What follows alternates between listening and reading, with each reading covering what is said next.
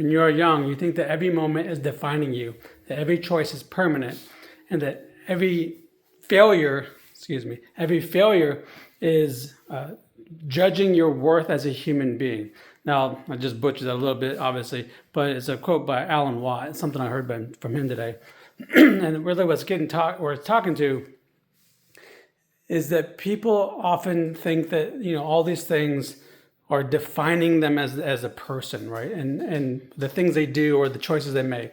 But that's just simply not true. The only thing that's permanent about any choice at the end of the day is what happened, right?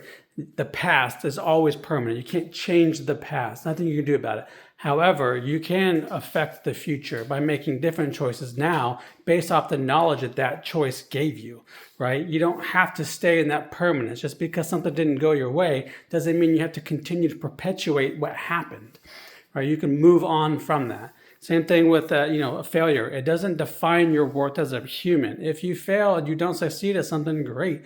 What can you do to learn from it? Maybe you can make a different decision within there and actually, become successful in that. Maybe you just realize whatever it wasn't for you. There's always something there you can learn from it, right? And do you take the opportunity to do that? It doesn't define you as, or judging you as your worth as a human.